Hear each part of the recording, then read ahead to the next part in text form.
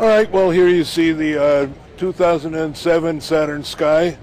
As you can see, a very boldly proportioned vehicle because automotive design is not just shapes and surfaces and lines, it's also basic proportion.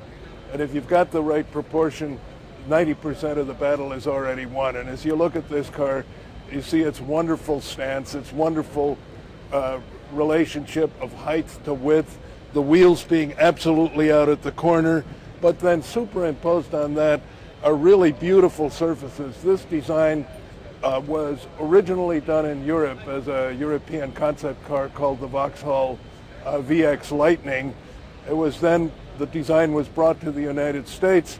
It was made production feasible with like enough grille to get air into the engine and so forth, and it is now the Saturn Sky. And a version of this will actually be shipped to Europe and sold as the Opel GT. So it's an excellent example of collaboration between the Saturn brand in the US and Opel Vauxhall in GM Europe. But you can see very aggressive shape, somewhat reminiscent of a Corvette. We don't want too much of that because we don't want them cannibalizing each other. But as you can see, beautiful detailing, very narrow cut lines, beautiful fits of the headlights into the body, things that General Motors didn't do all that well up until 2 or 3 years ago. And very interesting elements of bright work like these air extractors for underhood air, quite an expensive piece of hardware, beautifully inset into the hood. So it's everything about this car is designed to fascinate, whether it's the overall shape or whether you get into the details, whether you look at it from 20 feet away or from 20 inches away, it's designed to be beautiful at any distance.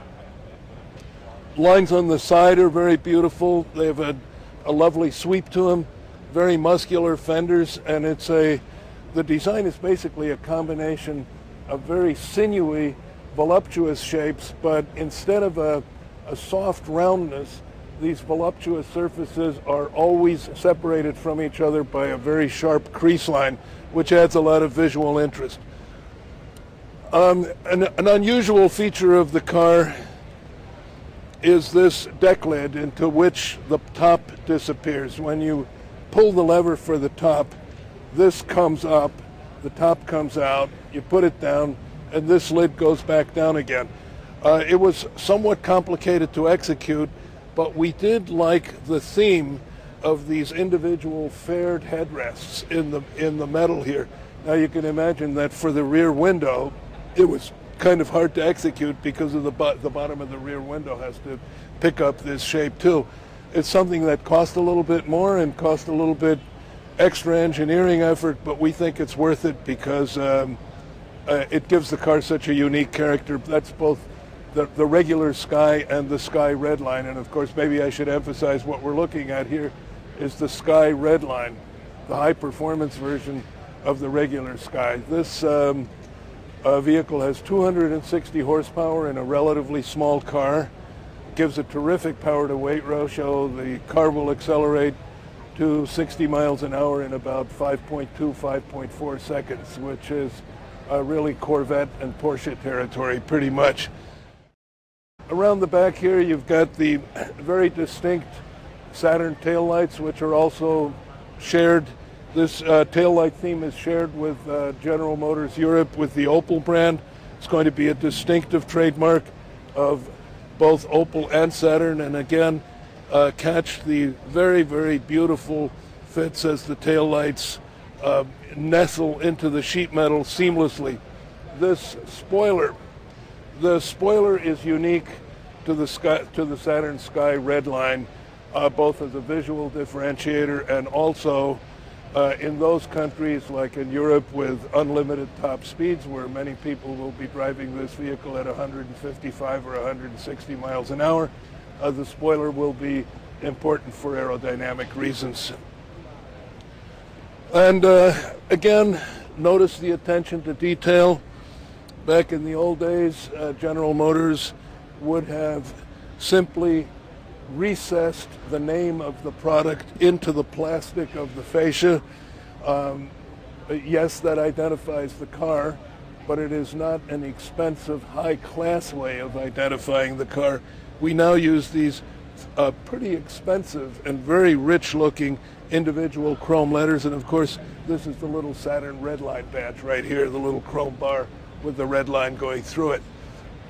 Another area that we're very proud of is the interior of the Saturn Sky red line. In fact, we're making a great deal of progress in our interiors in general, but the Saturn Sky was one of the first interiors that we devoted a lot of attention to, and we told ourselves just because a vehicle is at the inexpensive end of the market doesn't mean that it's got to have a cheap and nasty sort of all plastic, blow molded Clorox bottle interior. So what you see in this interior is a lovely piano black surface here. Instead of the sort of usual wood grain or fake aluminum, we picked a material that is fairly expensive, but it really looks very, very rich and expensive, and it's called piano black, and basically it looks like the finish on a grand piano. We have low gloss plastic parts, and again, a very lovely attention to detail in that you see a lot of bright elements. First of all, we have a bright sill plate, kind of unusual in a car in this category, which has the name of the brand on it. We have the chrome door pulls, whereas most people in this category would use plastic. You have a kind of a lovely chrome accent on the door pull handles. Then you see various chrome touches on the inside.